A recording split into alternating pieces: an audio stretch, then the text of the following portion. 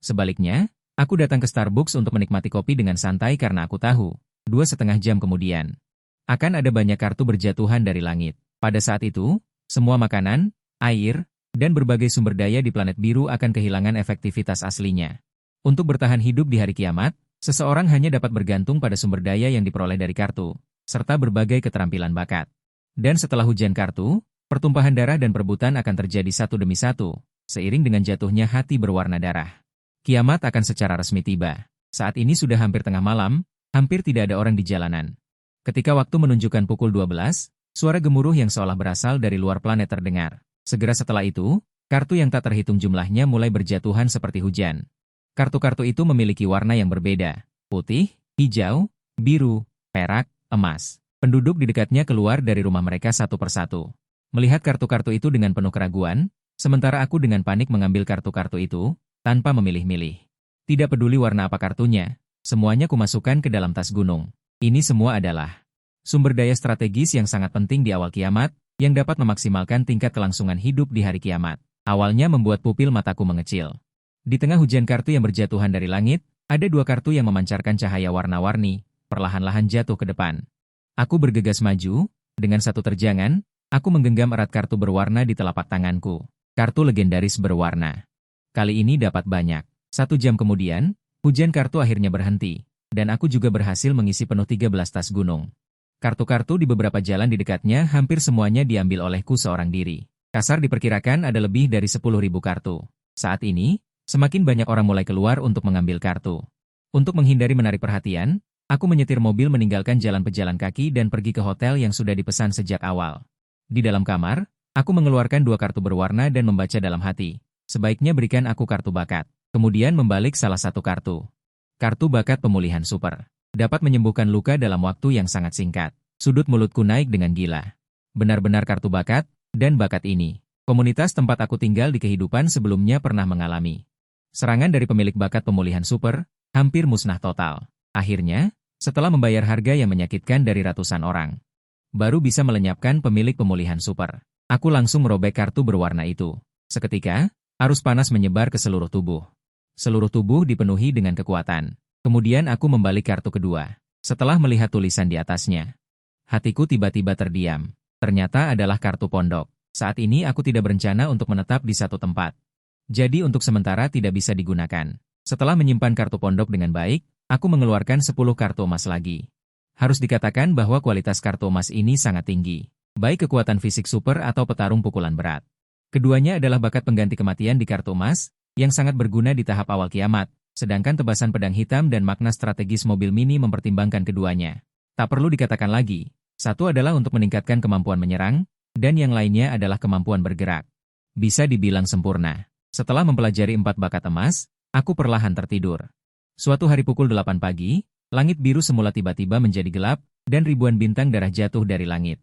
Makhluk humanoid berdarah yang tak terhitung jumlahnya bergegas keluar dari bintang darah dan menerkam orang terdekat, mulai menggigit dengan panik. Seketika, jeritan memenuhi seluruh kota. Saat ini aku berdiri di dekat jendela. Ekspresiku sangat tenang. Pemandangan di luar jendela bahkan tidak bisa disebut hidangan pembuka bagiku.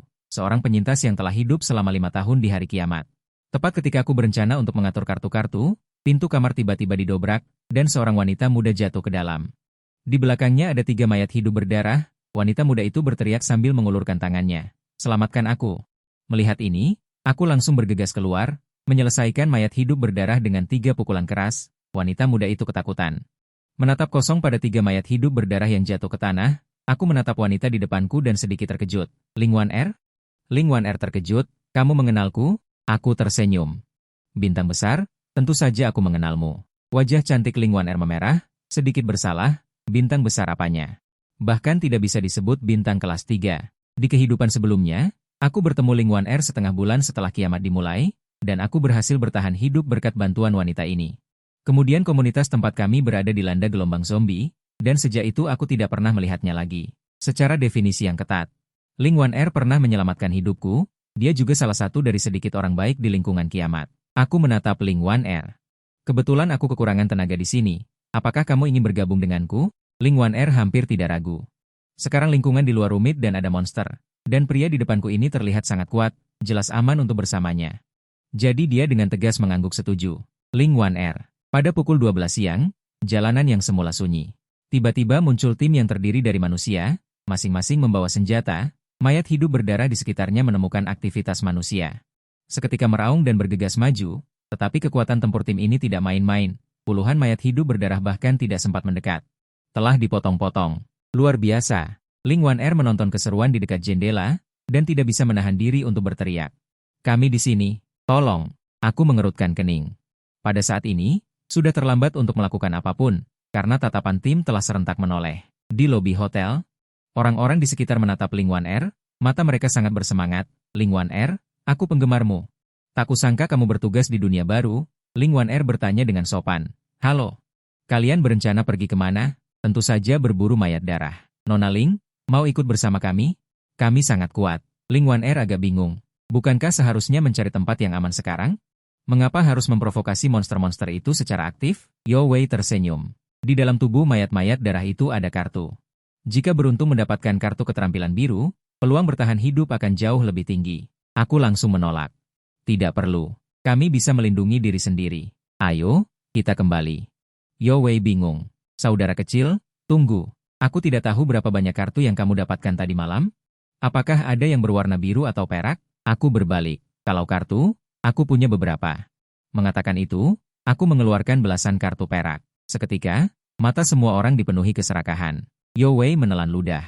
Memberi isyarat kepada orang-orang di belakangnya, lalu ekspresinya berubah. Kamu tidak ada gunanya memiliki begitu banyak kartu sendirian.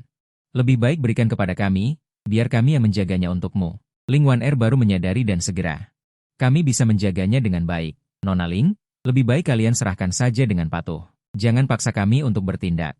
Sudut bibirku menyeringai. Mau coba tebak, mengapa aku menyimpan kartu-kartu perak ini di tubuhku, dan tidak menggunakannya sendiri? Yo Wei tertegun. Apa maksudmu? Aku mengepalkan tinju. Maksudnya, kalian akan mati. Hahaha, anak muda, kamu sudah gila karena kehilangan. Kami punya banyak orang. Belum selesai Yo Wei berbicara, dia merasakan kegelapan di depan matanya, lalu kehilangan kesadaran sepenuhnya. Semua orang tercengang. Pemuda di depan mereka hanya menggunakan satu pukulan untuk menghancurkan kepala Yo Wei. Yo Wen memiliki bakat perak. Bagaimana bisa mati begitu saja tanpa perlawanan sama sekali? Yang tidak mereka ketahui adalah, aku telah hidup di dunia apokaliptik selama 5 tahun penuh. Keterampilan bertarungku bisa dibilang tingkat master. Jangan katakan aku memiliki beberapa bakat tingkat tinggi. Bahkan tanpa itu pun, membunuh mereka bukanlah hal yang sulit. Aku mengeluarkan kartu emas dan merobeknya. Giliran kalian. Kebetulan untuk menguji apakah pedangnya tajam atau tidak. Detik berikutnya, pedang hitam ganas terbalik muncul di tanganku. Senjata kartu emas, pedang hitam pemotong emas. Semua orang panik dan mulai berbicara. Tunggu, kami akan segera pergi. Aku mengabaikannya, mengayunkan pedang hitam pemotong emas dan menerjang ke kerumunan. 2 menit kemudian, semua anggota tim mati. Melihat mayat-mayat yang berserakan di tanah, Lin Wan Er tidak bisa menahan diri, berlutut di tanah dan muntah dengan keras. Dia tidak pernah menyangka pria yang tampak dingin ini bisa begitu kejam dan tanpa ampun. Setelah muntah, jangan lupa periksa mayatnya. Ambil kartunya dan berikan padaku. Setelah selesai, aku memasukkan pedangku ke sarungnya. Tanpa menoleh, aku berbalik dan naik ke atas, meninggalkan Ling Wan Er sendirian menangis dan muntah di lobi. Beberapa belas menit kemudian, Ling Wan Er datang kepadaku dengan beberapa puluh kartu. Maaf, aku tidak akan banyak bicara lagi. Aku melambaikan tangan. Aku tidak bermaksud menyalahkan Ling Wan Er. Bagaimanapun, kiamat baru saja tiba, tidak banyak orang yang bisa beradaptasi dengan cepat. Kemudian aku mengalihkan pembicaraan, kamu harus selalu mengingatkan dirimu bahwa sekarang berada di dunia pasca apokaliptik tanpa batasan hukum. Kejahatan manusia akan dilepaskan sepenuhnya. Wanita cantik sepertimu akan jatuh ke tangan para pria itu. Diperkosa beramai-ramai adalah akibat yang paling ringan. Pikiran Ling Wan Er jelas sedikit kacau. Bahkan di hari kiamat, ada orang baik. Aku tersenyum. Aku mengakui itu, tetapi tidak akan terlalu banyak. Dalam beberapa jam berikutnya, kami berturut-turut melewati beberapa kelompok manusia dengan skala yang berbeda-beda. Dan Ling Wan Er, dengan pelajaran dari pengalaman sebelumnya, dengan cerdik belajar untuk diam. Saat senja. Angin membawa aroma darah dari kejauhan. Hari mulai gelap, saatnya untuk bergerak. Aku bergumam pada diri sendiri, lalu melemparkan 5 kartu perak kepada Ling Wan Er. Ling Wan Er membalikan kartu perak satu persatu. Menemukan bahwa kelima kartu itu, tanpa terkecuali, adalah peningkatan aura. Meskipun Ling Wan Er bodoh. Dia adalah orang yang cerdas. Dia langsung merasa tak berdaya. Apakah ini niat untuk mengubahku menjadi manusia alat? Aku tertawa. Kamu tidak mengerti, bukan? Manusia alat itu harum. Tidak hanya dapat memberikan manfaat besar bagi orang-orang di sekitar mereka, tetapi juga memiliki kemampuan membela diri. Jika kamu ditangkap oleh tim lain, mereka juga tidak akan tega membunuhmu. Ling Waner mengangguk dan mulai belajar satu persatu.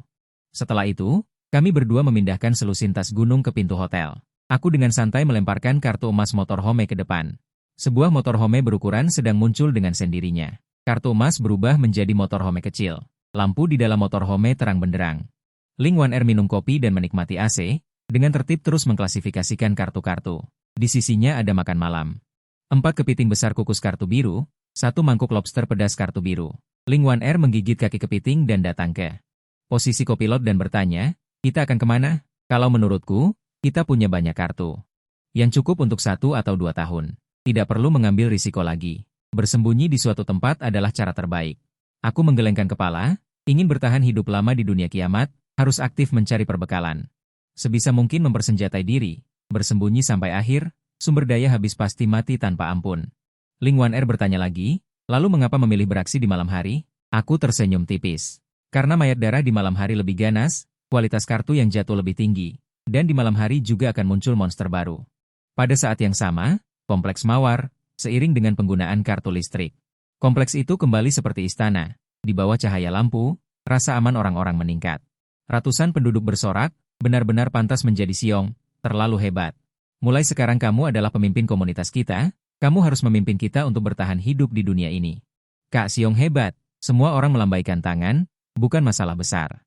Tenang saja, selama ada aku Siong, mayat darah itu tidak akan bisa menyentuh kalian. Kak Siong kita adalah orang yang memiliki bakat emas, membunuh mayat darah sama mudahnya dengan makan dan minum. Beberapa anak buah Siong menambahkan. Li Miao. Apakah kamu bermimpi bahwa pria yang selalu kamu pandang rendah juga bisa mencapai kesuksesan besar? Tatapan Siong tertuju pada seorang wanita muda dengan tubuh yang montok. Aku memberimu kesempatan lagi untuk memilih. Sekarang apakah kamu bersedia menikah denganku? Li Miao memasang wajah dingin. Siong, cepat singkirkan wajah sombongmu itu. Kamu hanya beruntung mendapatkan kartu emas. Nanti kita juga bisa menemukannya. Apa yang dibanggakan? Katakan aku sombong. Ekspresi Siong berubah, bergegas maju dan mencengkeram kerah Li Miao. Jika tidak ada aku, kalian semua sudah dimakan oleh mayat darah. Berani berbicara seperti itu padaku? Lepaskan putriku. Siong, apa yang ingin kamu lakukan? Orang tua Li Miao dengan cepat bergegas maju untuk menghalangi. Siong menyipitkan mata, niat membunuh di hatinya tiba-tiba muncul. Dengan sekuat tenaga menghantam kepala ibu Li Miao. Hanya terdengar suara krek, dia bahkan tidak memiliki kesempatan untuk berteriak, langsung meninggal di tempat. Ah Siong, para penduduk terkejut, mereka tidak menyangka Siong begitu kejam. Membunuh orang langsung membunuh. Ibu, istri, ayah dan anak Li Miao menangis dengan sedih. Siong menjilat bibirnya, mencengkeram rambut Li Miao dan menyeretnya dari atas mayat. Meremehkanku kan? Mengumpatku di belakang kan? Hari ini aku akan memberitahumu. Betapa jujurnya aku. Siong tertawa terbahak-bahak sambil membuka ikat pinggangnya. Berdiri tegak. Penduduk Bai Yuming tidak tahan melihatnya. Mereka semua memalingkan muka. Saat ini, tidak ada yang memperhatikan di lensa gelap, ada area dalam yang besar. Melaju menuju kompleks perumahan dengan kecepatan 10 km per detik. Di belakangnya, mengikuti lusinan mayat darah yang terhuyung-huyung. Sementara itu, di dalam mobil van yang sederhana, karena monster baru, Night Demon, begitu menakutkan. Mengapa kita harus mencari masalah dengannya? Ling Waner merasa mati rasa setelah mendengarkan Qin Lang tentang deskripsi Night Demon. Kecepatan tinggi, kekuatan besar, pertahanan tinggi. Kecuali matanya yang tidak bisa melihat, semua atribut lainnya pada dasarnya maksimal. Risiko tinggi berarti keuntungan tinggi. Night Demon paling buruk bisa menjatuhkan kartu perak. Jika beruntung, itu bisa menjatuhkan kartu emas atau bahkan kartu warna legendaris. Kita hampir sampai. Sebentar lagi, kau bersembunyi saja di dalam mobil dan aktifkan aura. Mobil van berbelok ke tempat parkir kompleks mawar. Lampu-lampu di kompleks itu berkedip-kedip. Di tanah kosong yang luas, lusinan mayat darah dengan panik menggerogoti mayat. Di tengah kerumunan mayat, ada makhluk besar yang tergeletak. Itulah Night Demon. Ling Waner menutup mulutnya, tidak bisa membayangkan bagaimana manusia bisa menang melawan monster seperti itu. Aku diam-diam mematikan lampu mobil. Sambil membawa pedang hitam penebas, aku berjalan turun. Ketika jarak antara kedua belah pihak masih 20 meter, mayat darah mencium bau orang asing. Mereka meninggalkan hidangan lezat mereka dan menyerbu sambil mengaum. Qin Lang dengan tenang menebas dengan pedangnya. 6 mayat darah terbelah menjadi 2. Menebas lagi, 5 lagi terbunuh. Lebih dari 20 mayat darah terbunuh sebelum mereka bahkan bisa menyentuh kaki Qin Lang. Night Demon menjulurkan lidahnya setebal cumi-cumi. Perlahan memutar tubuhnya menghadap Qinlang. Dibandingkan dengan mayat darah, ia memiliki kecerdasan tertentu. Insting memberitahunya bahwa manusia di depannya sangat kuat. Dia perlu berhati-hati. Qinlang menjentikan darah dari pedang hitamnya dan maju selangkah. Night Demon juga bergerak, menerjang Qinlang seperti bukit kecil. Cakarnya yang tajam sepanjang 2 kaki bergerak dengan panik. Hati-hati, Ling Wan-er menutup mulutnya. Sus! Qinlang meluncur ke bawah tubuh Night Demon. Tebasan pedang hitam menusuk ke atas dengan ganas. Tanpa keraguan, tubuh Night Demon tertusuk dan jatuh ke tanah. Tapi dia belum mati. Dia meronta-ronta dengan panik di tanah, mencoba bangkit dan berdiri lagi. Qinlang tidak memberinya kesempatan. Dia bergegas maju dan meninju wajahnya yang lucu dengan keras dengan tangan kanannya. 1 pukulan, 2 pukulan, 20 pukulan. Akhirnya, kepala Night Demon hancur berkeping-keping. Qinlang menghela napas lega. Cao Lin WNR melambai. Kemarilah. Lin WNR dengan ragu turun dari mobil dan berlari. Dengan sekuat tenaga menahan dorongan untuk muntah, dia mulai mencari jarahan di antara mayat-mayat. 9 kartu putih. 4 kartu hijau, 2 kartu biru, 3 kartu perak. Berasal dari Night Demon, agak lusuh. Qin LNG sangat tidak puas. Namun, ini baru permulaan. Malam ini masih panjang. Coba cari juga di mayat-mayat. Siapa tahu ada kartu. Lin WNR menjawab dan mulai mencari di tumpukan mayat. Wah, benar saja ada yang tertinggal. Sekantong kartu, puluhan. Lin WNR berteriak sambil mengangkat sekantong kartu dengan gembira. Menghindar. Qin LNG berteriak. Lin WNR tanpa sadar menghindar ke samping. Detik berikutnya, sebuah peluru mendarat tepat di tempat Lin WNR berdiri sebelumnya. Membuat lubang peluru yang dalam. Dari rumah warga di lantai 6, sial, tembakanku meleset. Liu Xiong mengutuk dalam hati dan dengan tegas bersiap untuk melakukan tembakan kedua. Tetapi ketika dia melihat melalui teleskop senapan, dia melihat pemuda yang memegang pedang hitam. Mata mereka bertemu. Perasaan teror yang belum pernah terjadi sebelumnya muncul dari lubuk hatinya. Perasaan itu seperti sedang diincar oleh binatang buas yang ganas. Pak! Saat peluru ditembakkan, Qin LNG berlari cepat dan bersembunyi di titik buta tembak.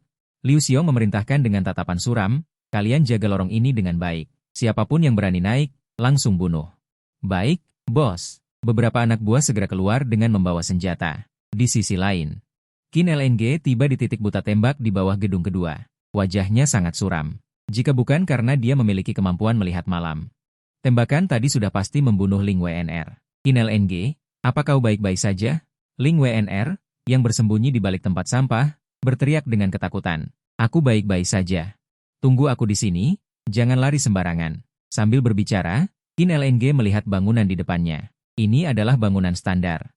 Rumah warga 6 lantai tanpa lift. 3 keluarga di setiap lantai. Dari lantai 1 hingga lantai 6. Paling lama hanya 2 atau 3 menit. Tapi Qin LNG tidak akan sebodoh itu untuk mencoba-coba. Bagaimana jika ada banyak manusia yang diperkuat di dalam gedung? Jika mereka menyerbu, akan sangat merepotkan untuk menanganinya. Yang paling penting adalah bakat yang dia kuasai saat ini sulit untuk menahan serangan senjata api. Qin LNG mengeluarkan setumpuk kartu perak biru dari saku di lapisan dalam bajunya. Dia tersenyum dan merobek salah satu kartu perak. Detik berikutnya, di tangan Qin Lang muncul sebuah bahan peledak. Bahan peledak kartu perak ini sering digunakan Qin Lang untuk meledakkan pertumpahan darah di kehidupan sebelumnya. Daya ledaknya sangat besar. Setelah mengeluarkan bahan peledak, Qin Lang menemukan sebuah kartu dari kartu biru. Drone kendali jarak jauh. Dia menggantung bahan peledak di drone, menyalakannya, dan mengendalikan drone. Langsung terbang ke lantai 6. Beberapa anak buah Liu Xiong sudah berbaring di koridor lantai 6 dengan senjata. Hanya menunggu seseorang naik dan memberinya rentetan tembakan. Tapi mereka tidak pernah menyangka bahwa sebuah drone akan terbang lurus dari koridor. Calah, benda apa ini? Sial, bahan peledak. Cepat lari. Ketika mereka menemukan bahan peledak yang menyala, sudah terlambat untuk lari. Boom! Hanya suara keras yang terdengar, semua kaca di seluruh gedung hancur. Liu Xiong berada di lantai 6, hanya dipisahkan oleh pintu kayu dari bahan peledak. Meskipun ledakan tidak langsung melukainya, suara ledakan yang besar menyebabkan tinnitus sementara. Melalui asap, dia samar-samar melihat sesosok bayangan lewat. Ayo, jika kau berani masuk, aku telah membunuh zombie, aku tidak takut pada apapun. Mata Liu Xiong dipenuhi dengan urat darah. Mengangkat senjatanya, membidik pintu dan berteriak. Qin Lang bersandar di dinding, tersenyum dan melempar sebuah granat nanas yang telah dipegangnya selama 3 detik penuh. Granat tangan. Boom! Setelah ledakan, ruangan itu sunyi senyap. Qin Lang melihat mayat yang tidak lengkap di dekat jendela. Tidak ada banyak kegembiraan di wajahnya setelah mengalahkan musuh. Perang menghabiskan uang, perang kiamat menghabiskan kartu. Dalam pertempuran yang berlangsung kurang dari 3 menit ini, dia menggunakan 2 kartu perak, bahan peledak dan granat tangan. 1 kartu biru. Bohong jika dia tidak merasa sakit hati. Bagaimanapun, bahkan Tuan Tanah pun tidak memiliki surplus makanan. Kau sebaiknya memperkuat kartu perak di atas itu, atau aku akan rugi. Qin Lang bergumam pada dirinya sendiri dan memotong kepala mayat dengan pisau. Kemudian dengan cepat menggeledah kartu-kartu yang berserakan di ruangan sebelum meninggalkan tempat kejadian. Apa yang baru saja terjadi? Apa yang meledak? Lin Wan-er melihat Qin Lang keluar tanpa terluka dan bertanya dengan prihatin. Kemudian Qin Lang melemparkan sesuatu dengan santai. Lin Wan-er tidak memiliki kemampuan penglihatan malam seperti Qin Lang, jadi dia tidak tahu apa itu. Secara tidak sadar dia mengangkat tangannya untuk menangkapnya. Ketika dia menyadari bahwa itu adalah kepala yang hancur di tangannya, dia langsung ketakutan. Nini, Qin Lang tertawa. Kau harus perlahan-lahan membiasakan diri. Simpan kepala ini, ada gunanya. Bawa kembali. Qin Lang mengendarai mobil rumah kecil. Berputar-putar di kompleks Taman Mawar, membunuh selusin mayat darah yang sendirian, dan pergi dengan tegas setelah memastikan tidak ada minyak yang bisa diperas dari tempat ini. Apa gunanya otak ini? Ling Wan-er memandang dengan jijik kepala yang terpaksa tidak dibungkus itu. Qin Lang tidak menjawab pertanyaannya, tetapi tiba-tiba menginjak rem. Ling Wan-er menyadari ada sesuatu yang pasti terjadi. Bergegas mendekat, melalui jendela mobil dia melihat pemandangan yang tak terlupakan seumur hidupnya. 200 meter di depan. Ada jantung raksasa berlumuran darah setinggi 5 atau 6 meter yang terus berdetak. Di sekelilingnya ada ratusan mayat darah yang berkeliaran tanpa tujuan. Ling Wan-er menutup mulutnya, matanya dipenuhi ketakutan dan keterkejutan. Ini adalah pertama kalinya dia melihat sesuatu yang berdarah.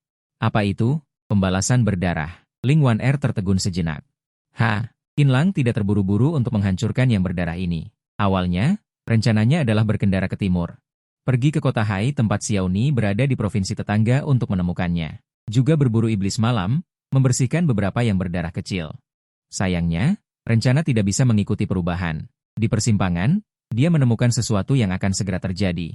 Bertransformasi menjadi yang berdarah raksasa. Dia secara alami enggan untuk pergi. Anda harus tahu bahwa setelah transformasi, yang berdarah.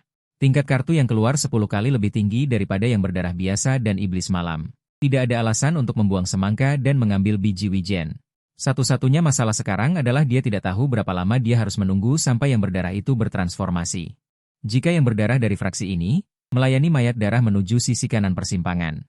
Detik berikutnya, serangkaian suara tembakan padat pasti akan terdengar. Kawanan mayat hancur seperti kain buruk. Sebuah tim manusia muncul di kamera spion. Ada 7 orang, 5 pria dan 2 wanita, semuanya mengenakan seragam tempur biru. Memegang senjata, Qin Lang mengeluarkan teropong militer dan mengamati dengan cermat. Ketika dia melihat dengan jelas penampilan pemimpinnya, dia merasa sedikit aneh. Dia mengenal pemimpin tim manusia ini. Orang itu bernama Wang Feng. Sebelum akhir dunia, dia adalah seorang polisi kaya. Di awal akhir dunia, dia membentuk sebuah tim dengan kekuatan yang relatif kuat. Alasan mengapa Qin Lang memiliki ingatan yang mendalam adalah karena komunitas tempat dia berada di kehidupan sebelumnya. Pernah mengalami konflik sengit dengan tim Wang Feng karena memperebutkan kartu. Sampai batas tertentu, mereka dianggap musuh. Tidak pernah menyangka akan bertemu dengannya di sini. Tampaknya kelahiran kembalinya sendiri telah menyebabkan efek kupu-kupu. Apakah yang berdarah akan dirampok? Ling Wan-er berbisik pelan. Tidak semudah itu. Qin Lang meletakkan teropong dan menggelengkan kepalanya. Dengan tingkat peningkatan manusia saat ini, sulit untuk menyebabkan kerusakan pada yang berdarah tingkat tinggi. Terutama yang ini, yang menunggu dengan sungguh-sungguh, akan berubah menjadi hati hitam. Serangan gegabah hanya akan membuat kematian mereka lebih mengerikan. Di persimpangan jalan, Wang Feng tidak tahu ajalnya sudah dekat. Dengan gagah berani memanggul senapan ke hadapan Bloodbath, wah, ini adalah Bloodbath terbesar yang pernah kulihat. Menghabisi monster ini pasti akan memberikan banyak kartu bagus. Anggota tim wanita, Lian, mengingatkan, Wang Ge, kartu amunisi kita tidak banyak lagi. Apakah kita benar-benar akan menghabiskannya pada Bloodbath ini? Dia khawatir. Belum lama ini, mereka telah menghancurkan sebuah Bloodbath berukuran biasa. Meskipun mereka mendapatkan beberapa kartu perak, bahkan hadiah kartu emas. Tetapi konsumsinya juga sangat besar. Saat ini, kartu amunisi di tangan mereka hampir habis. Bloodbath ini terlihat tipis. Tetapi sebenarnya daya tahannya jauh melebihi mayat hidup berdarah. Benar-benar level yang berbeda. Apa yang mereka lakukan? Saat seperti ini masih minum? Karena jaraknya terlalu jauh, dan Lin Wan-er tidak memiliki teropong, dia hanya bisa melihat Wang Feng secara samar. Di tangan mereka muncul benda berbentuk botol anggur. Orang yang bisa bertahan hidup di hari kiamat dan mulai melawan mayat hidup berdarah bukanlah orang bodoh. Itu adalah bom Molotov. Qin Lang memuji dari lubuk hatinya. Bisakah bom Molotov membakar Bloodbath? Lin Wan-er berkedip dengan mata kazilannya dan bertanya. Untuk menghadapi Bloodbath biasa, banyak bom Molotov bisa membereskannya. Qinlang berhenti sejenak. Tetapi untuk menghadapi yang akan bermetamorfosis ini, jangan bicara tentang bom Molotov, kekuatan detonator pun akan sangat berkurang. Orang-orang ini akan berakhir di sini. Setelah mendengar kata-kata Qinlang, ekspresi terkejut melintas di wajah Lin Wan-er. Apakah kita hanya akan melihat saja? Lin Wan-er berbisik. Qinlang menatap Lin Wan-er dalam-dalam. Singkirkan perasaan Bunda Maria, hargai nasib orang lain. Saat kedua orang di dalam mobil sedang berbicara, Wang Feng dan yang lainnya telah menempatkan bom Molotov di sekitar Bloodbath raksasa. Ada sebanyak 100 botol. Kemudian mereka mundur beberapa langkah dan menembak salah satu bom Molotov hingga meledak. Dengan suara, boom. Bom Molotov itu meledak, membentuk bola api raksasa yang langsung menelan Bloodbath raksasa. Bloodbath raksasa yang diserang tiba-tiba mengeluarkan suara jeritan yang melengking, tetapi hanya berlangsung selama 10 detik sebelum berhenti. Wang Feng dan yang lainnya berdiri dengan malu-malu dan mengomel, hampir membuatku jantungan. Kenapa benda ini masih bisa bersuara? Gendang telinganya hampir pecah karena getaran. Tunggu, ada yang tidak beres. Seorang anggota tim menemukan sesuatu yang aneh. Menunjuk ke Bloodbath raksasa. Lawang, lihat, bom Molotov sepertinya tidak berpengaruh padanya. Hanya membakar lapisan luar. Wang Feng menatap dengan saksama Bloodbath raksasa di dalam api. Memang hanya lapisan luarnya yang terbakar menjadi hitam hangus. Selain itu, tidak ada kerusakan yang lebih besar. Kulit benda ini sangat tebal. Wang Feng masih mengomel, ketika ekspresi wajah salah satu anggota tim berubah drastis. Dia menyalakan alat bundar di tangannya dan berteriak. Tidak bagus, banyak mayat berdarah, kita dikepung. Saat kata-kata itu jatuh, persimpangan jalan yang tadinya tenang dipenuhi ribuan mayat berdarah. Mereka terhuyung-huyung ke arah 7 orang, beberapa mayat berdarah jatuh secara tidak sengaja saat berlari. Dalam sekejap, mereka diinjak-injak menjadi bubur daging oleh jenis mereka sendiri di belakang. Mayat berdarah yang mendengar jeritan berdarah ini. Seperti pasukan yang bergegas kembali untuk menyelamatkan, mereka menyerbu ke arah 7 orang seperti orang gila, menembak. 7 orang Wang Feng saling membelakangi dan langsung menembak. Peluru menghujani dan menyapu mayat berdarah dalam jumlah besar. Sayangnya, jumlah mayat berdarah terlalu banyak dan dengan cepat menerobos pengepungan, disertai dengan jeritan. Seorang anggota tim pria diseret oleh mayat berdarah yang hanya memiliki setengah tubuh ketika mengganti magasin dan diseret ke dalam kerumunan mayat. Dalam sekejap, dia digigit menjadi berkeping-keping. Ekspresi wajah 6 orang yang tersisa berubah liar, menghadapi lusinan. Bahkan 100 mayat berdarah pun, mereka yakin bisa menghadapinya. Tapi sekarang mereka menghadapi ribuan mayat berdarah. Peluru sama sekali tidak cukup. Terus tinggal di sini sama saja dengan menunggu kematian. Ikuti aku menerobos. Wang Feng bisa menjadi kapten bukan tanpa alasan. Dia membidik arah. Dengan tegas merobek kartu perak, melambaikan kartu perak dan pedang samurai dengan keras ke arah kerumunan mayat. Mayat berdarah yang marah hanya meningkatkan kecepatan lari. Kemampuan pertahanannya tidak berbeda dengan mayat berdarah normal. Sama sekali tidak dapat menahan ketajaman pedang samurai. Segera 7 atau 8 mayat berdarah dipotong-potong. Tokoh nomor 2 dalam tim bernama Yao Weiming, seorang pria kekar yang telah memperkuat kekuatan fisik dan lengannya. Pelurunya habis. Dia membuang senapan itu dengan santai dan meniru dengan merobek kartu. Senjata dingin yang dia pilih adalah palu meteor. Saat dia melambai, beberapa kepala mayat berdarah meledak. Begitulah. Tim beranggotakan 6 orang dengan Wang Feng dan Yao Weiming sebagai intinya, dengan paksa membunuh jalan berdarah dari kerumunan mayat. Dan Qinlang, yang menyaksikan semua ini secara utuh, sedikit tidak bisa tertawa atau menangis. Ada 4 jalan di persimpangan jalan, kemana kalian tidak bisa menerobos. Mengapa harus menerobos ke arahku? Rumah mobil yang diperkuat pun tidak bisa menahan serangan gelombang mayat. Mereka sepertinya menemukan kita. Lin Wan-er khawatir dan menyembunyikan semua kartu. Bersiaplah untuk menjamu tamu. Qinlang dengan tenang memperingatkan. Wang Feng dan yang lainnya dalam proses menerobos. Secara alami menemukan rumah mobil yang diperkuat ini. Kendaraan yang jelas-jelas berlebihan setelah hari kiamat ini, mata mereka dipenuhi dengan kegembiraan. Cepat buka pintu, bantu kami, Wang Feng berteriak. Cepat naik. Qinlang meminta Lin Wan-er membuka pintu mobil, menunggu 6 orang itu masuk rumah mobil dengan terengah-engah. Dia menginjak pedal gas, mobil kecil itu seperti buldoser menabrak selusin mayat hidup di dekatnya. Membuka jalan dan melaju ke arah yang berlawanan. Di akhir zaman. Pentingnya kendaraan sangat terlihat. Haha, buntu tanpa jalan. Setelah kesulitan pasti ada kemudahan. Wang Feng tertawa terbahak-bahak, merayakan dirinya yang selamat dari bencana. Memikirkan kematian rekan seperjuangannya, Xiao Li, dia tidak bisa menahan diri untuk tidak menghela nafas. Dia mengamati dekorasi interior mobil. Serta Lin Wan-er yang tampak sedikit bingung. Matanya tiba-tiba berbinar. Kurang 1 tebasan. Kamu adalah Lin Wan-er. Ling Wan Er tertegun. Tidak menyangka bisa bertemu dengan selebriti yang masih hidup. Beberapa orang lainnya saling bertukar pandang dan menyapa Ling Wan Er satu demi satu. Hal ini membuat Ling Wan Er merasa tersanjung.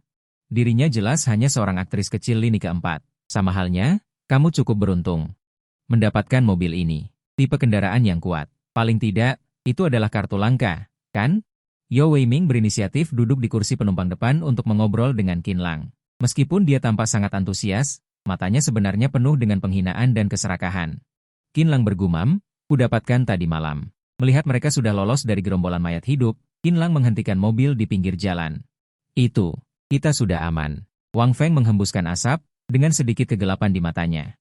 Dia mengedipkan mata ke arah Yeo Wei-ming, yang langsung mengerti. Dia tiba-tiba menghunus pistol. Menodongkannya ke pelipis Qin Lang dan tersenyum, "Terima kasih telah menyelamatkan kami. Sekalian saja berbuat baik. Sebaiknya mobil ini juga diberikan kepada kami. Terlalu sia-sia jika berada di tanganmu. Bunuh saja pria ini. Wanita ini sangat cantik. Biarkan dia tinggal." Wajah Lin Wan Er langsung menjadi pucat. Dua wanita di tim, Lian dan Yao Lei, ekspresi mereka menjadi tidak wajar setelah mendengar kata-kata ini. Tetapi mereka tidak mengatakan apa-apa. Bahkan tanpa saran, Wang Feng juga memiliki ide untuk menahan Lin Wan Er. Sebelum akhir zaman tiba, sebagai pekerja kantoran, dia hanya memiliki gaji 2.000 yang menyedihkan per bulan. Dia juga harus sering menjadi kambing hitam bagi orang lain. Dia sudah hampir 30 tahun, jangan katakan istri. Bahkan pacar pun tidak bisa dia dapatkan. Akhirnya dia memberanikan diri di akhir zaman, dan kedua saudaranya memiliki kesempatan untuk digunakan. Sekarang seorang bintang kecil yang cantik ada di depannya. Bagaimana mungkin dia melepaskannya dengan mudah? Wanita itu sangat baik. Qin Lang menyeringai. Semuanya berada dalam kendalinya. Yeo Wei-ming memperbaiki posisinya. "Apa katamu?" Kata, "Apa?" baru saja keluar. Sebuah belati militer telah memotong tenggorokan Yeo Wei-ming. Mata Yeo Wei-ming terbelalak. Tubuhnya jatuh tak terkendali. Lao Yao dan Wang Feng terkejut. Sebelum dia bisa berdiri, peluru meledakkan otaknya. Pistol itu berasal dari Yeo Wei-ming. Pada saat tenggorokannya digorok, Qin Lang merebutnya, membuka kunci pengaman dan menembak dengan sangat terampil. Semua gerakan dilakukan dalam sekali jalan. "Tidak baik," Wang Feng berseru, ingin lari tetapi sudah terlambat. Qin Lang maju selangkah, menembak dari jarak dekat. Peluru meledakkan otaknya. Benda merah dan putih bercampur menjadi satu. Anggota tim pria yang tersisa memohon. Hanya mengucapkan satu kata sebelum terbunuh. Dalam waktu kurang dari 10 detik, keempat pria itu musnah. Qin Lang tidak melihat mayat-mayat itu, mengisi ulang pistol yang didapatnya kembali, menunjuk ke arah Lian dan Yao Lei. "Jangan bunuh aku, ini bukan urusan kami." Lian dan Yao Lei gemetar ketakutan. "Aku ingin menanyakan beberapa hal, jawab dengan jujur." Qin Lang tersenyum sinis. Melalui percakapan berikutnya, diketahui beberapa hal. Tim ini berasal dari komunitas Chun Xiang. Wang Feng adalah kepala komunitas. Kali ini dia membawa orang-orang dengan kemampuan bertarung untuk menjarah persediaan. Komunitas memang menyimpan beberapa kartu, tetapi tidak banyak, hanya sekitar 100 kartu putih dan hijau. Adapun kartu biru dan perak, mereka membawanya bersama mereka, tidak mungkin disimpan di komunitas. Hanya itu, Qin Lang sedikit kecewa. Informasi ini tidak berharga. Kartu putih dan hijau tidak menarik baginya. "Aku hanya tahu sebanyak ini. Jangan bunuh aku akan melakukan apa saja." Plak! Setelah 2 tembakan, mobil menjadi sunyi. Lin Wan Er duduk di bangku dengan wajah pucat. Dia tidak menyalahkan Qin Lang karena membunuh, tetapi sulit menerima kenyataan. Mengapa kiamat baru saja tiba? Rekan-rekan sebangsa menjadi begitu jahat. Qin Lang menggelengkan kepalanya. Akan ada banyak hal seperti ini di masa depan. Hanya bisa membiarkan Lin Wan Er mencernanya sendiri. Yang harus dia lakukan sekarang adalah segera mencari cara untuk menghilangkan aura berdarah. Qin Lang segera mengemudikan mobil kembali ke tempat semula. Yang terlihat adalah ribuan mayat darah yang berkerumun. Dapat dipastikan bahwa semua mayat darah dalam radius 3 km berada di sini. Pasti akan ada pertumpahan darah lagi. Qin Lang menghela napas. Untungnya, dia memiliki fondasi yang kuat. Sebelum kiamat tiba, dia menyelesaikan akumulasi awal kartu, memiliki banyak bahan peledak di tangannya. Granat, bom molotov. Jika orang lain, meskipun tahu harus berubah menjadi berdarah, tidak akan bisa berbuat apa-apa padanya. Lagi pula, begitu banyak kekuatan darah, hanya mengandalkan kekuatan saja tidak akan cukup. Tanpa tim yang terdiri dari puluhan orang, mustahil untuk membersihkannya. Qin Lang pertama-tama menggunakan drone untuk menyiramkan bensin ke kekuatan darah itu, lalu menggunakan drone untuk mengirimkan bom molotov. Dikirim jarak jauh ke kerumunan mayat, saat bom molotov meledak, bagian bawah berubah menjadi lautan api. 1000 kekuatan darah dimusnahkan begitu saja. Seluruh proses, dari persiapan hingga pelaksanaan, memakan waktu total 2 jam. Sebagian besar kekuatan darah telah dimusnahkan, kekuatan darah sporadis yang tersisa secara alami tidak menjadi ancaman. Menginjak pedal gas, semuanya hancur oleh mobil RV kecil. Sangat bau. Ling Wan Er menutup hidungnya, bau busuk menyengat terus-menerus keluar dari kekuatan darah besar beberapa meter jauhnya. Benar-benar menutupi bau mesiu di medan perang. Qin Lang mengabaikannya dan memindahkan semua mayat dari RV. Membuangnya satu persatu di samping kekuatan darah, menunggu semuanya selesai, dia kembali ke mobil untuk mengamati. Setelah menunggu sekitar 5 menit, tentakel seperti pembuluh darah setebal ibu jari muncul dari tanah. Menancap pada 6 mayat dan sebuah kepala. Itu adalah akar kekuatan darah, dia melalui penyerapan daging dan darah manusia untuk melakukan perubahan atau bersarang. Qin Lang menjelaskan, setelah menyerap 6 mayat dan 1 kepala, kekuatan darah yang lemah tiba-tiba bergetar. Aura aneh yang sulit dijelaskan terpancar dari tubuhnya. Akan berubah. Qin Lang melompat kegirangan di dalam hatinya, tetapi ekspresinya selalu tenang. Setelah berubah, bukankah dia akan menjadi lebih kuat? Ling Wan Er ingin tahu. Qin Lang menggelengkan kepalanya. Kekuatan darah setelah berubah tentu saja sangat kuat. Saat ini, tidak ada individu yang memiliki kemampuan untuk melawan kekuatan darah 1 lawan 1. Tetapi dalam proses transformasi, untuk menyelesaikan transformasinya, kekuatan darah akan menarik semua energi ke bagian inti. Dengan kata lain, saat ini dia adalah yang paling rapuh, kemampuan bertahannya tidak lebih tinggi dari kekuatan darah biasa. Juga merupakan waktu terbaik untuk membunuhnya. Buk dari Carla, pisau hitam di bawah sinar matahari membiaskan cahaya tajam. Qin Lang memegang pisau dan langsung menuju kekuatan darah. Alasan mengapa Qin Lang tahu begitu banyak adalah karena di kehidupan sebelumnya, dia pernah menjadi petani pemetik hati untuk waktu yang lama, khusus untuk memetik untuk kelompok. Darah dan otak. Pisau hitam dengan mudah membelah cangkang. Dengan sejumlah besar cairan kental dan amis mengalir keluar, bagian dalam yang berdarah terlihat jelas dari atas ke bawah. Ratusan benda seperti baju renang tersusun tidak beraturan, sebagian besar kosong, hanya sebagian kecil yang sedang mengembangkan kekuatan darah. Iblis malam, serta monster bersayap, tetapi bukan wujud sempurna. Qin Lang masuk ke dalam tempat berdarah itu dan segera menemukan jantung seukuran kepalan tangan yang menggantung di udara di kedalaman. Jantung itu secara bertahap berubah warna. Saat jantung benar-benar berubah menjadi hitam, Qin Lang menebas kotak jantung hitam itu dengan satu tebasan. Kemudian dia berlari kembali ke mobil tanpa menoleh ke belakang. Desahan. Di belakangnya. Suara aneh datang.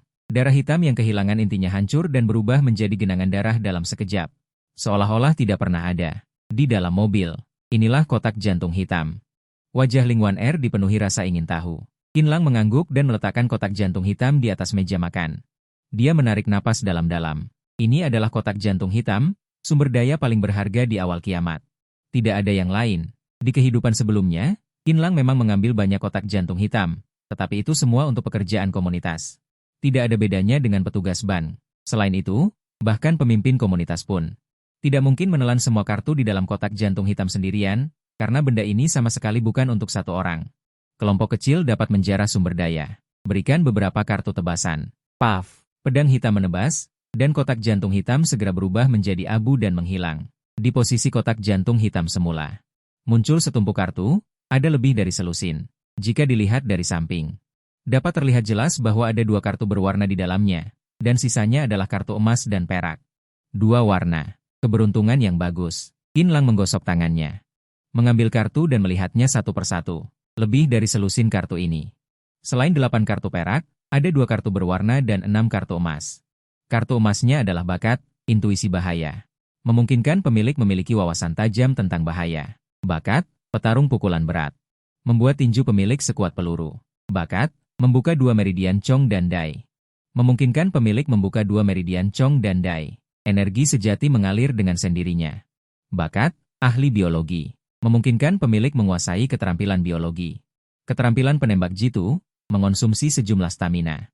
Mengunci titik vital musuh dalam radius 200 meter. Makanan, pesta makanan laut. 1 meja pesta makanan laut yang meningkatkan moral, 6 kartu emas, kecuali kartu makanan dan ahli biologi. Selain yang tidak berguna untuk saat ini, 4 kartu lainnya bisa dibilang sangat bagus, pengganti bakat level 0. Terutama insting berbahaya, yang selanjutnya dapat menjamin tingkat kelangsungan hidup dan mengurangi kemungkinan diserang secara diam-diam. Saya tidak tahu apa yang diberikan kartu warna legendaris. Qin Lang membuka salah satu kartu warna terlebih dahulu. Setelah melihat dengan jelas pengantar di atas. Lubang berbunyi, jumlah aura bakat, memungkinkan pemilik untuk mendapatkan kemampuan untuk memanipulasi aura. Kondisi penggunaan, membuka 8 meridian, keterampilan ilusi dewa dalam kartu warna, tetapi kondisinya agak keras. Tidak bisa dipelajari. Qinlang sedikit tertekan setelah kegembiraannya. Yang disebut membuka 8 meridian.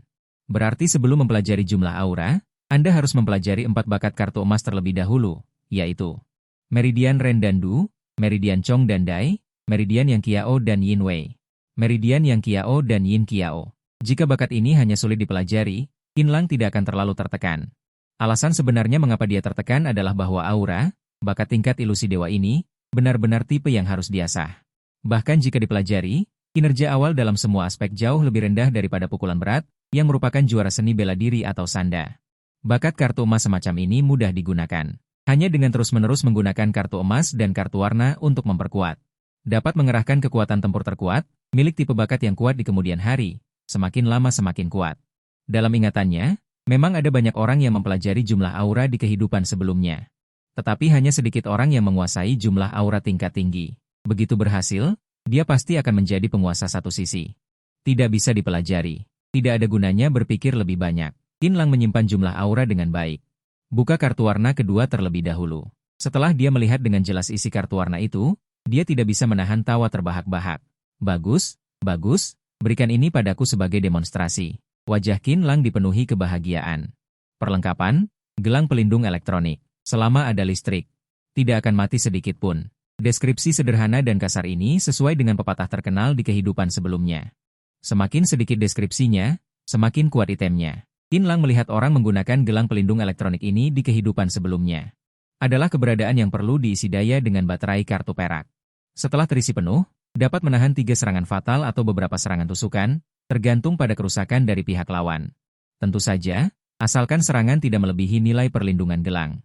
Jika tidak, itu akan gagal, sama dengan perisai super pasif yang dipicu. Qinlang segera mengeluarkan gelang dari kartunya dan memakainya di pergelangan tangannya. Kemudian dia mengeluarkan 3 kartu baterai perak dari rompi taktisnya, kartu di atas warna biru. Qinlang sendiri telah melakukan klasifikasi sederhana di waktu luangnya, jadi tidak sulit untuk menemukannya. Dia juga tahu betul apa yang ada dan apa yang tidak, dengan 3 bilah energi hijau di gelang itu. Setelah terisi penuh, Qinlang langsung merasa sangat aman. Dia berpikir sejenak. Dia memberikan pistol itu kepada Ling Wan-er. Ling Wan-er tertegun sejenak, aku tidak tahu cara menggunakannya. Aku akan mengajarimu, seperti ini dan seperti ini. Kemampuan belajar Ling Wan-er sangat kuat. Qinlang hanya mengajarinya sekali dan dia bisa menggunakannya. Tetapi kata-kata Qinlang berikutnya membuatnya tercengang. Tembak aku. Qinlang menunjuk ke dadanya. Ling Wan-er tampak terkejut. Jangan khawatir, aku hanya ingin mencoba kemampuan perlindungan. Aku tidak akan bercanda dengan nyawaku. Tembak saja. Melihat Qinlang mengatakan itu, Ling Wan-er hanya bisa menggigit bibirnya dan menembak. Bang! Saat peluru mendekati dahi Qinlang, peluru itu ditelan oleh lapisan pelindung. Menghilang tanpa jejak, melihat bila energi di gelang itu, memang berkurang 1 bar. Aku tidak tahu berapa banyak energi yang akan dikonsumsi jika ditembakkan ke tubuh, tetapi aku tidak punya banyak baterai kartu perak, hanya sekitar 10 lembar. Aku tidak bisa menyia-nyiakannya seperti ini. Kemudian Qinlang melihat monster di langit melalui teropong militer. Melihat embun beku yang menutupi wajahnya yang mengerikan dan terdistorsi, pikirannya jernih. Tidak lama kemudian, hujan kartu kedua akan turun. Dia memutuskan untuk tidak bertindak malam ini. Beristirahatlah dengan baik dan pulihkan energi. Setelah hujan kartu berakhir, pergi ke kota Hai untuk mencari Feng Xiaoni. Meskipun dia percaya bahwa dengan kebijaksanaan dan kemampuan Feng Xiaoni, bahkan jika dia tidak mencarinya, dia juga bisa hidup dengan baik di hari-hari terakhir. Tetapi bagaimanapun juga, dia adalah pasangan terpenting dalam hidupnya. Semakin cepat dia menjemputnya, semakin cepat dia merasa tenang. Waktu berlalu perlahan, aku tidak tahu berapa lama. Ketukan di pintu terdengar lagi. Qinlang melirik perekam mengemudi, alisnya berkerut. Entah sejak kapan, puluhan orang berkumpul di sekitar RV, ada pria dan wanita. Ada tua dan muda, bahkan wanita hamil. Kapan begitu banyak orang datang? Apa yang mereka inginkan? Ling Wan-er, yang tadinya sudah tidur, juga terbangun saat ini. Mau apa lagi? Qinlang sama sekali tidak terkejut. Dia membuka pintu mobil. Pria parubaya yang mengetuk pintu melihat Qinlang dengan senyum ramah. Saudaraku, bisakah aku mendiskusikan sesuatu denganmu? Qinlang senang. Oke, katakan saja. Ada apa? Begini, kami semua dari kompleks di seberang. Beberapa hari ini di luar. Bukankah ada monster pemakan manusia itu? Kami tidak berani keluar dan bersembunyi di rumah. Tapi kau tahu, air dan makanan yang ditimbun di rumah sama sekali tidak berguna. Sama sekali tidak menghilangkan dahaga. Hanya yang ada di kartu yang efektif. Aku melihat Wang Gui. Mereka meminta beberapa kartu air darimu. Apa yang bisa mereka lakukan? Bahkan mayat darah pun tidak berani dibunuh. Ingin aku menjadi pengasuhmu? Ingin kartuku? Jangan harap. Anak muda, bagaimana kau bisa berbicara seperti itu? Aku sudah tua. Bagaimana kami bisa melawan monster-monster itu? Kami berdiskusi baik-baik denganmu. Sikap macam apa ini? Orang tua yang berbicara itu seharusnya seorang kader sebelum pensiun. Bahkan saat ini.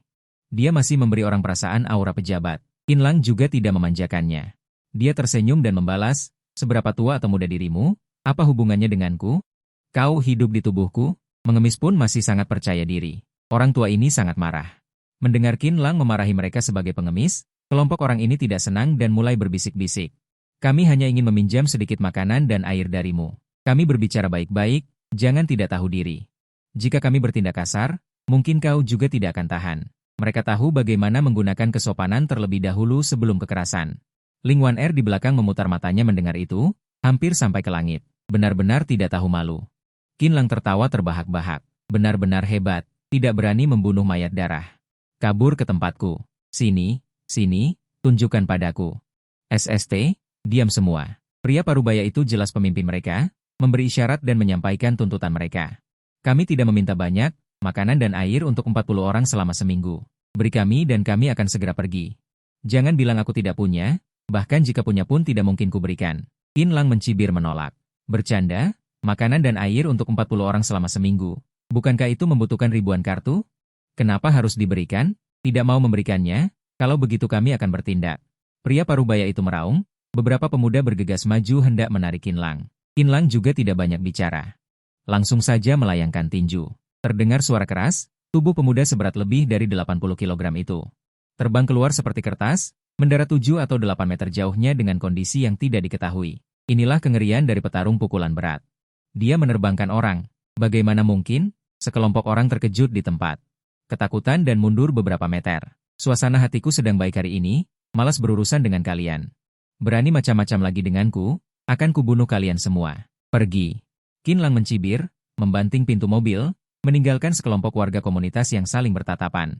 Niuge, bagaimana ini? Dia sangat hebat. Panik untuk apa? Niu Yutian merenung sejenak, dia hanya menggertak. Dia tidak berani benar-benar membunuh orang. Sekarang bukan masalah dia berani atau tidak membunuh, dia tidak membuka pintu. Kita juga tidak bisa masuk. Niu Yutian berpikir sejenak, sudut bibirnya terangkat. Mengeluarkan pisau militer dari pinggangnya. Aku punya cara untuk membuatnya keluar. Pergilah, tusuk bannya. Di dalam mobil, Qin Lang, Lin Wan-er. Orang-orang ini gila ya? Lin Wan-er sangat marah. Tidak diberi makanan malah menusuk ban. Apa bedanya dengan bandit? Tatapan Qin Lang menjadi dingin. Awalnya hari ini suasana hatinya sedang baik. Tidak ingin berurusan dengan mereka. Tapi melihat situasi saat ini, jika tidak membunuh beberapa ayam, benar-benar mungkin tidak akan bisa mengendalikan para monyet ini. Mempertimbangkan ban mobil rumah kecil itu, meskipun sama-sama versi yang diperkuat, tapi pasti tidak akan tahan serangan pisau militer. Qin Lang meraba pistol dari nakas, memeriksa magasin, membuka kembali pintu mobil. Seketika semua mata tertuju padanya. Seseorang menyadari senjata di tangannya. Memperlihatkan ekspresi ketakutan. Kau pemimpin kelompok ini, kan? Qin Lang mengarahkan pistolnya ke Niu Yutian. Niu Yutian mengeraskan lehernya. Memangnya kenapa? Jangan kira kau bisa menakuti kami dengan pistol mainan. Kalau kau tidak memberi kami makan dan minum, jangan harap bisa pergi. Lebih baik mati bersama. Kalau begitu, matilah kau. Qin Lang mengangguk dan langsung menembak. Peluru langsung menghancurkan kepala Niu Yutian. Niu Yutian bermimpi. Tidak menyangka pemuda ini benar-benar berani menembak. Sayang sekali, hidup tidak memiliki obat penyesalan. Dia membunuh orang. Dia benar-benar menembak. Bagus. Sekelompok orang yang tidak terorganisir ketakutan setengah mati dan bubar seperti burung. Beberapa pemuda yang sebelumnya mengancam Qin Lang. Malam berlalu begitu saja. Timur mulai memutih. Pukul 7:30 pagi. Seperti yang Qin Lang duga, hujan kartu anomali turun. Meskipun lebih kecil dari hari pertama. Itu membawa harapan untuk bertahan hidup bagi para penyintas. Banyak penduduk bermunculan di dekatnya, bersorak dan mengambil kartu. Tetap di dalam mobil. Siapapun yang mengetuk pintu, jangan buka. Aku tidak akan pergi terlalu jauh. Jika terjadi sesuatu, telepon aku. Aku akan kembali dalam 5 menit. Qin Lang sedikit khawatir. Dia memperingatkan Ling Wan-er. Ling Wan-er mengangguk dengan berat. Kau harus hati-hati. Baik. Qin Lang turun dari mobil, merobek kartu emas, dan melemparkannya ke depan. Sebuah motor merah Guihuo segera muncul di ruang terbuka. Anak muda dan adik perempuan yang begadang sampai larut malam dan suka dengan motor Guihuo yang berisik. Tapi sekarang adalah akhir dunia. Motor Guihuo yang sangat mudah bermanuver dan fleksibel ini tidak berlebihan jika dikatakan sebagai artefak. Setelah semua persiapan selesai, Qinlang mengendarai Guihuo dan melaju ke depan. Tatapan matanya terpaku pada kartu emas yang masih melayang di udara dan belum jatuh. Tujuannya sangat jelas, hanya kartu emas. Kartu warna lain. Tidak menarik baginya. Di dalam sebuah rumah warga, kau temani Xiao Bao di rumah. Aku akan pergi dan segera kembali. Wang Gui, setelah beristirahat semalaman, baik kondisi fisik maupun mentalnya. Kau harus sangat hati-hati. Sebenarnya, istrinya tidak ingin suaminya keluar rumah, tetapi ini adalah kesempatan langka untuk menimbun sumber daya. Jika terlewatkan, kita harus kelaparan. Tenang saja, aku tahu apa yang harus aku lakukan. Wang Gui dulunya adalah seorang penggemar pendakian gunung. Tentu saja, di rumahnya tidak kekurangan perlengkapan seperti tas gunung. Dia dengan santai mengenakan satu. Dan mengambil tongkat pendakian gunung sebagai senjata untuk membela diri, lalu bergegas keluar. Saat ini, hampir semua penyintas berkumpul di dekat kompleks perumahan, semua tanpa kecuali memperebutkan kartu. Bahkan ada yang berkelahi hanya untuk mendapatkan satu kartu biru. Wang Gui tidak memilih untuk bersaing dengan mereka. Sebaliknya, dia berbelok ke sebuah gang dan setelah keluar dari kompleks, dia mengambil kartu-kartu yang berserakan di jalan. Keberuntungan Wang Gui sangat baik. Dalam waktu kurang dari 10 menit, dia mendapatkan lebih dari 30 kartu putih. Kartu hijau, bahkan sebuah kartu biru. Jika berhemat, cukup untuk memberi makan 3 anggota keluarga kami selama seminggu. Wang Gui sangat gembira. Saat dia terus mencari kartu, kepalanya dipukul oleh sesuatu. Dia meraba-raba. Dia menemukan bahwa itu adalah kartu berwarna-warni. Kartu berwarna. Jantung Wang Gui dan Kong Yiming hampir melompat keluar dari tenggorokan mereka. Dia tidak melihatnya. Segera dia memasukkan kartu berwarna itu ke dalam sepatunya. Orang bodoh pun tahu nilai kartu berwarna ini. Berapa banyak kartu yang kau dapatkan? Wang Gui baru saja berdiri ketika tiba-tiba muncul di belakangnya. 3 pemuda bertubuh tegap. Wang Gui mengenal mereka. Mereka adalah preman terkenal di kompleks. Mereka menganggur sepanjang hari, mahir dalam makan, minum, berjudi, dan prostitusi. Namun, karena mereka tinggal di kompleks yang sama, mereka masih akan saling menyapa ketika bertemu. Wang Gui tersenyum. Oh, Da Jun. Aku keluar terlambat, tidak mendapatkan banyak. Tidak mendapatkan banyak, berapa itu? Hu Da Jun tersenyum dan maju. Tanpa basa-basi, dia merebut tas ransel Wang Gui dan membukanya. Dia mengeluarkan suara aneh. Ada barang. Lumayan. Bukankah ini ada puluhan kartu? Da Jun, apa yang kau lakukan? Wang Gui bertanya dengan lemah. Dia memang pria yang lemah lembut. Kalau tidak, dia tidak akan bersembunyi di rumah, takut keluar. Tidak melakukan apa-apa. Hanya meminjam beberapa kartu darimu. Hu Da Jun memasukkan semua kartu ke sakunya. Sambil terkekeh, dia melemparkan kembali tas ransel itu kepada Wang Gui. Wang Zicheng adalah teman Hu Da Jun. Melihat Wang Gui sedikit marah. Tanpa berkata apa-apa, dia menendang wajahnya. Sialan, apakah kau tidak terima? Ekspresi apa itu? Wang Gui jatuh ke tanah, tubuhnya gemetar. Oke, Zicheng. Kita tidak bisa menindas orang jujur. Hu Da Jun melambaikan tangannya sambil tersenyum. Selagi masih hujan, cepat ambil kartu. Ketiganya segera meninggalkan Wang Gui dan berjalan menuju kejauhan. Wang Gui melihat ketiganya pergi jauh. Baru sadar, dia berdiri dengan wajah pucat, diam-diam bersyukur karena telah berhati-hati. Kalau tidak dia sudah habis.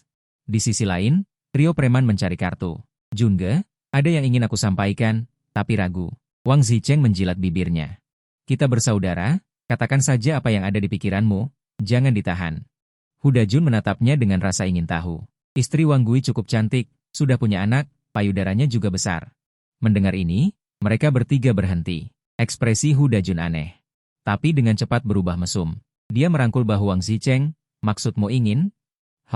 Wang Zicheng tersenyum jahat. Sekarang adalah kiamat, monster berkeliaran. Tidak ada yang tahu kapan akan dibunuh oleh monster. Aku ingin bersenang-senang sebelum mati. Sebenarnya, aku sudah lama ingin meniduri wanita itu. Yao Yun menjilat bibirnya, tersenyum jahat, aku tidak keberatan. Lagi pula, sekarang tidak ada hukum, polisi tidak berguna. Tergantung pendapat Junge. Aku ikut Junge. Hu Da Jun meremas selangkangannya. Seorang wanita cukup untuk melayani kita bertiga. Kalau kau tidak bilang, aku tidak kepikiran. Dadanya istrinya memang cukup bidang. Tapi Junge, bagaimana kalau Wang Gui mengetahuinya? Itu mudah saja. Bunuh saja dia, kan? Hehe, 3 preman saling bertukar pandang. Bergairah, mereka malas memungut kartu dan kembali ke kompleks dengan seringai jahat. Hujan kartu hanya berlangsung kurang dari 1 jam dan berhenti. Wang Gui khawatir monster akan muncul berikutnya, jadi dia berbelok-belok. Sengaja menghindari kerumunan untuk pulang. Ketika dia tiba di depan pintu, dia menyadari ada sesuatu yang tidak beres. Pintunya terbuka. Istri, kenapa tidak menutup pintu? Aku membawa banyak kartu kembali. Seharusnya cukup untuk kita. Suaranya berhenti tiba-tiba. Tenggorokan Wang Gui seolah-olah dicekik oleh tangan tak terlihat. Qin Lang sedikit terkejut, tiba-tiba merasa seperti mimpi. Di kehidupan sebelumnya, Lin Wan'er selalu mengatakan hal yang sama kepadanya. Sudah pulang? Qin Lang tersenyum. Mencabut kunci dari mobil RV dan masuk. Melihat 3 hidangan dan 1 sup di meja makan, Qin Lang tidak bisa menahan tawa. Menunggu khusus untukku? Lin Wan'er merona sedikit. Qin Lang bukan lagi anak baru lulus. Mana mungkin dia tidak tahu maksud Lin Wan'er? Hanya saja saat ini dia tidak berminat untuk bercumbu dan beromantis ria, melainkan momen penting untuk menimbun sumber daya yang secara langsung memengaruhi berapa lama dia bisa bertahan hidup di dunia kiamat. Di hadapan hidup, martabat sebagai bumbu hanya bisa dikesampingkan. Setelah makan siang dengan tergesa-gesa, Qin Lang mengamati wajah aneh di langit. Berdasarkan pengalamannya di kehidupan sebelumnya, perubahan pada wajah aneh itu menunjukkan seharusnya ada 3-4 jam lagi sebelum hujan badai.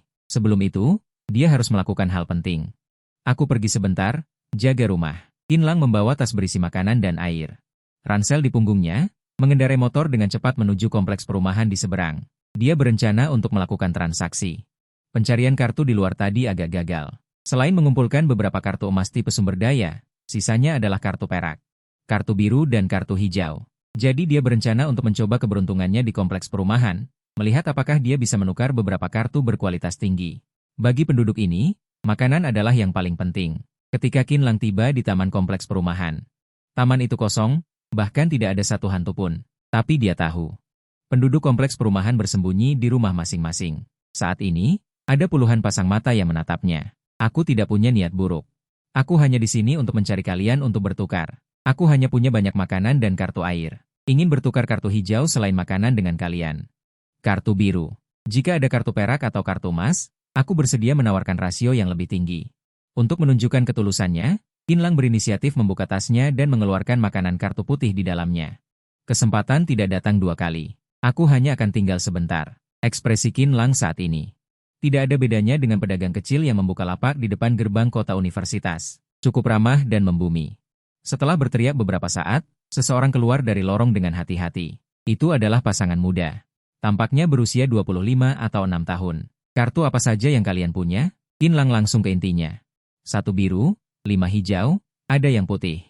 Pria itu membuka mulutnya dengan malu-malu. Tidak heran dia takut, meskipun dia tidak berpartisipasi secara langsung tadi malam dalam kegiatan melarikan diri dari kelaparan. Tapi dia mendengar dari tetangga sebelah. Mereka hanya punya satu kata untuk Qin Lang, ketakutan dan kebencian. Yang putih tidak mau. Kartu biru dan kartu hijau, biarkan aku lihat. Qin Lang mengambil kartu itu dan melihatnya. Ekspresinya jijik. Ini tidak ada gunanya sama sekali. Aku paling banyak memberimu 20 kartu putih. Mau yang dimakan atau diminum, terserah kamu pilih. Mau tukar atau tidak? Mendengar bisa memilih makanan dan minuman sesuka hati, pria itu mengangguk dengan tergesa-gesa. Tukar, tukar, tukar. Kami mau 5 porsi makanan, 15 porsi air. Oke. Ambil ini. Qin Lang tidak ragu-ragu, menyerahkan kartunya. Transaksi pertama berhasil diselesaikan. Seperti kata pepatah, ada satu pasti ada 2. Yang lain melihat bahwa Qin Lang benar-benar datang untuk berdagang, dan tidak ragu lagi. Mereka bergegas turun untuk bertukar kartu dengan Qin Lang. Tak lama kemudian, Qin Lang menukar lebih dari 1000 kartu putih sumber daya menjadi lebih dari 300. Kartu biru dan hijau yang tidak terlalu berguna. Sepertinya Qin Lang merugi. Sebenarnya, dia menghasilkan banyak uang. Anda harus tahu bahwa rasio perdagangan kartu normal adalah 10 kartu putih untuk 1 kartu hijau. 100 kartu putih dapat ditukar dengan 1 kartu biru. Dari sini, jika Anda menggunakan terminal perantara untuk melakukan transaksi, dia akan mati-matian menukar 100 kartu hijau, yang jelas merupakan keuntungan bagi pemain beta. Melihat kartu-kartu itu hampir habis ditukar, Qin Lang bersiap untuk pergi, ketika suara yang familiar datang dari belakangnya. Bagaimana cara menukar kartu kekayaan? Dia harus memastikan apakah orang itu membodohinya. Cincin ruang? Kekuatan? Wang Gui berbisik, berpikir. Qin Lang menarik napas dalam-dalam, cincin ruang, peralatan strategis mutlak. Di kehidupan sebelumnya, sebuah cincin ruang bisa ditukar dengan sekitar 2 set 20. Bakat emas adalah salah satu dari sedikit kartu kekayaan yang melebihi 2 kali lipat nilai aslinya.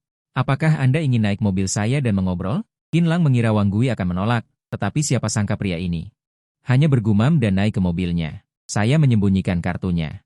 Anda tidak akan mendapatkannya bahkan jika Anda membunuh saya. Wang Gui berbicara perlahan seperti hantu. Qinlang tertegun dan tertawa kecil. Di dalam mobil, Qinlang meminta Lin Wan Er untuk membuatkan secangkir kopi untuk Wang Gui, dan juga memberinya seporsi nasi kari daging sapi. Wang Gui tidak menolak, dan langsung melahapnya. Qinlang tidak terburu-buru sama sekali. Sampai Wang Gui selesai makan nasi, dia berkata, "Sekarang kita bisa membicarakan transaksi, kan? Anda ingin menukar apa?" Wang Gui mengucek matanya, "Aku tidak ingin kartu. Aku hanya ingin kau membantuku membunuh 3 orang." Qinlang tertegun dan menyadari ada sesuatu yang tidak beres. Apa yang terjadi? Istriku meninggal, anakku juga meninggal. Mata Wang Gui kosong, Lin Wan Er tampak terkejut. Meninggal? Semalam baik-baik saja, bagaimana bisa membunuh istriku? Orang-orang yang membunuh putraku adalah Hu Dajun, Wang Zicheng, dan You Yu. Mereka bergiliran melecehkan istriku, mencekik putraku sampai mati. Wang Gui tiba-tiba menjadi emosional dan membentur meja makan dengan tinjunya seperti orang gila. Dia meraung, "Aku akan membuat mereka mati, hanya jika mereka mati. Kartu warna adalah milikmu. Bunuh, bantu aku membunuh mereka. Aku tahu kamu memiliki kemampuan ini." Qinlang menatap pria yang sudah agak tidak normal karena kesedihan yang berlebihan ini dan berkata dengan tenang, "Aku akan memberimu satu syarat lagi. Kamu bisa memilih cara mereka mati. Jika memungkinkan, aku akan membiarkanmu membalas dendam dengan tanganmu sendiri." Qinlang melirik waktu di jam tangannya, mengambil Black Blade Zanjin dan berdiri. "Ikut denganku." "Hati-hati," Lin Wan Er berkata dengan tulus. 5 menit kemudian, Qinlang membawa Wang Gui kembali ke kompleks perumahan. Dia ingin Wang Gui menunjukkan tempat tinggal ketiga orang itu. Wang Gui tiba-tiba menarik lengan bajunya dan berkata dengan gemetar, Mereka, Qinlang melihat ke arah itu. 3 pria muda berjalan ke arah mereka. Mereka juga ikut serta dalam pengepungan mobil RV tadi malam. Hanya saja mereka tidak bertindak. Hu Dajun tampak mengejek. "Yo, Gegui, kamu kembali? Kalian yang membunuh istri dan anakku." "Jangan menyangkalnya." Seseorang melihatnya, Wang Gui berteriak. Mata merahnya dipenuhi darah. Hu Dajun terkekeh. "Siapa bilang aku tidak mengakuinya?" "Benar, aku yang membunuhnya. Apa yang bisa kamu lakukan padaku?" Wang Gui tidak menyangka pihak lain akan mengakuinya dengan begitu jujur. Otaknya tidak bisa mencernanya untuk sementara waktu. Wang Zicheng terkikik, "Jujur saja, istrimu benar-benar bagus. Sangat basah. Kamu sama sekali tidak tahu betapa kooperatifnya dia saat kami mempermainkannya. Itu sangat memabukkan dan menggigit jiwa. Aku akan bertarung dengan kalian." Wang Gui berteriak dan meraung, dan ingin bergegas maju seperti orang gila, tetapi Qinlang meraihnya. Sudah meniduri, masih ingin membunuh orang. Bahkan anak-anak pun tidak dibiarkan. Tidur saja lalu membunuh orang, bahkan anak kecil pun tidak diampuni. Dengan wajah tanpa ekspresi Qinlang mengucapkan kata-kata ini, Hu Dajun merentangkan tangannya. "Sebenarnya, kami awalnya tidak berniat membunuh, ini murni kecelakaan. Ketika kami melakukan hal besar, anak kecil itu menangis membuatku kesal, jadi aku menyuruh Lao Yo membungkamnya. Siapa sangka anak ini tidak berpengalaman dan membunuh anak kecil itu, lalu wanita itu menjadi gila. Aku harus membunuhnya. Lihat bagaimana dia mencakarku." Hu Dajun tidak takut. Dengan sengaja memprovokasi Wang Gui, memperlihatkan beberapa bekas cakaran berdarah di lehernya. "Ini juga tidak sepenuhnya salahku. Bagaimana aku tahu anak kecil itu begitu lemah? Aku sama sekali tidak menggunakan kekuatan. Yo Yunwei yang melakukannya. Kalian. Binatang." Tubuh Wang Gui bergetar, air mata mengalir di wajahnya. Kematian tragis istri dan anaknya digambarkan dengan begitu enteng oleh mereka. Siapapun tidak akan tahan. Jika bukan karena Qinlang yang memegangnya dengan erat, dia sudah pergi bertarung.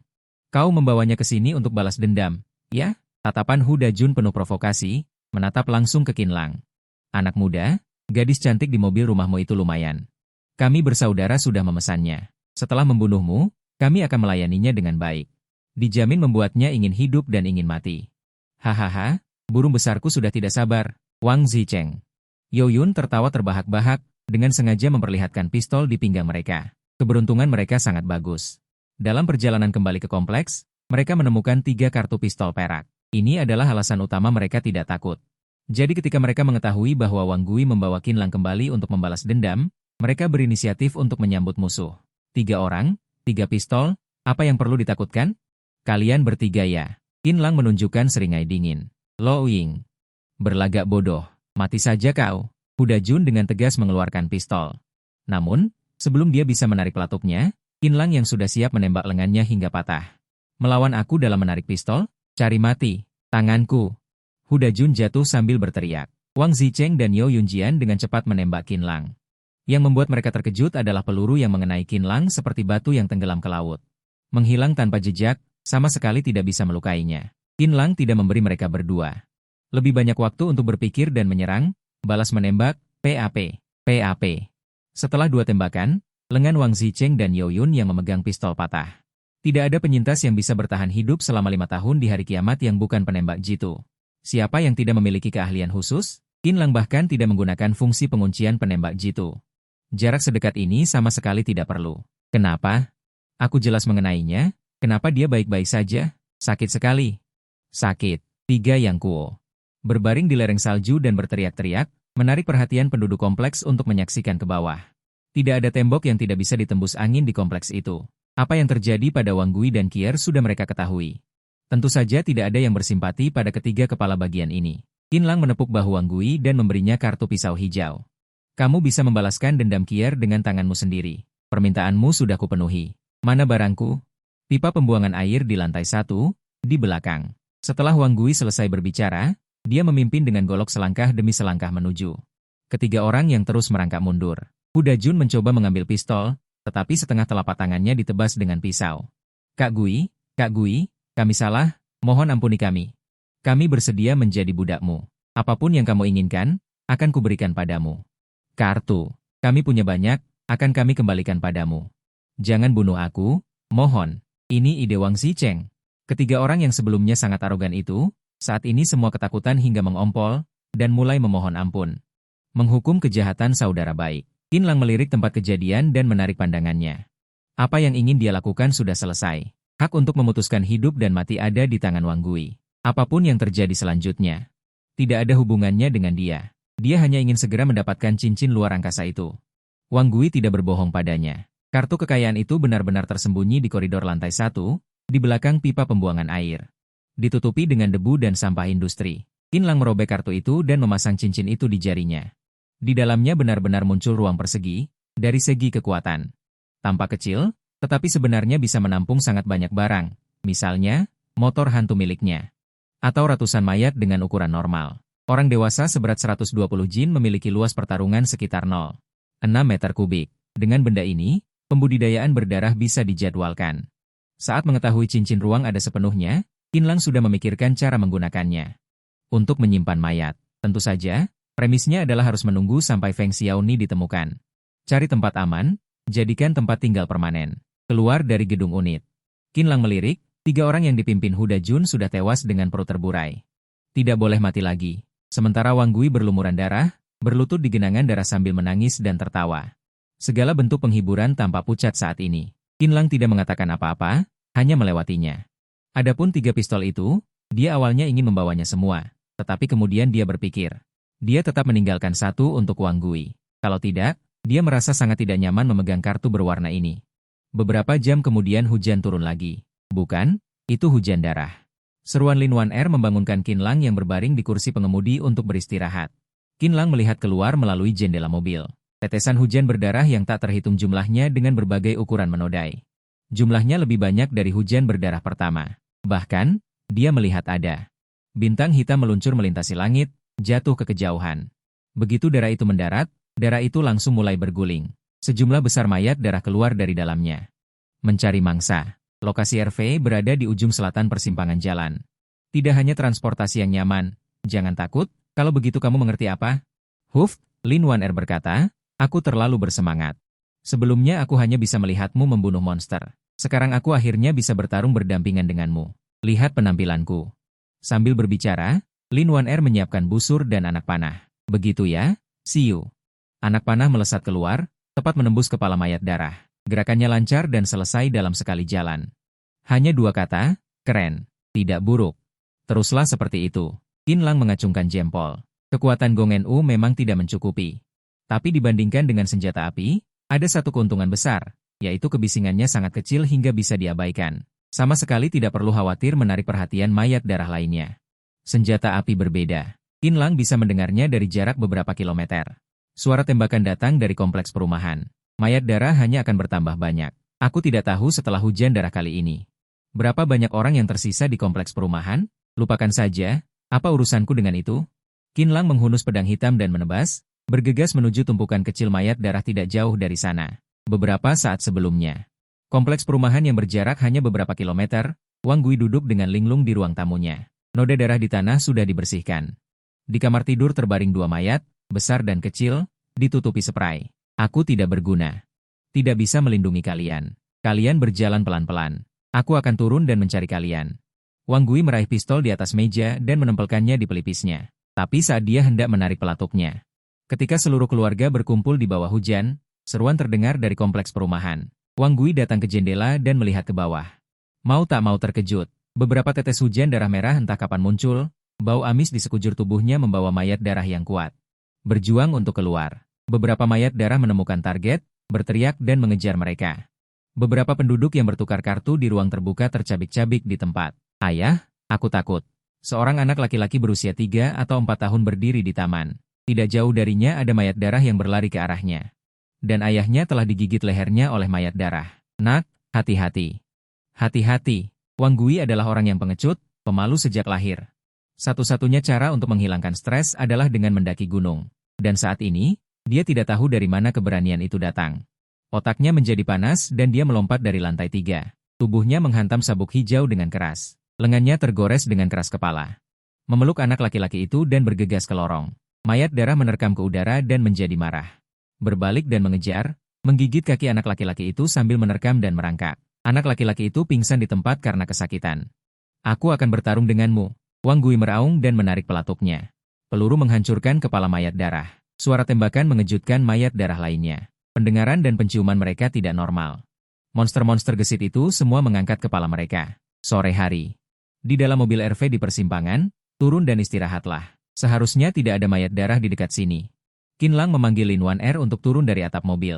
Dalam 2 jam singkat, dia menemukan bahwa Lin Wan Er memiliki bakat bertarung dan kemampuan belajar yang sangat kuat, dari awalnya yang ketakutan hingga kemudian terus-menerus melakukan headshot pada zombie darah.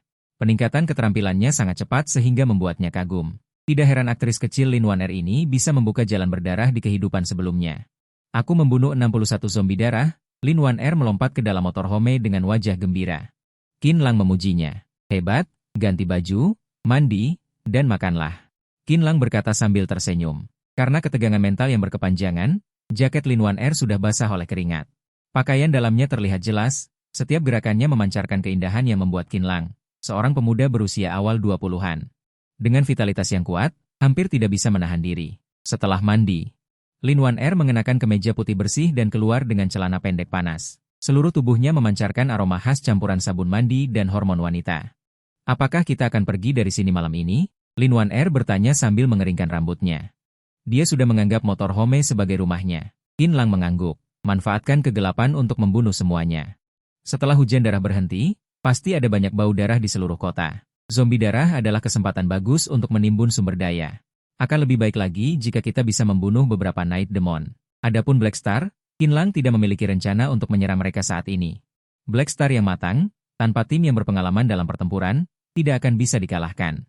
Qin Lang, apakah kamu di sana? Suara Wang Gui terdengar dari luar pintu. Qin Lang tertegun sejenak. Dia tidak menyangka pria ini selamat, masih memeluk seorang anak laki-laki yang sekarat.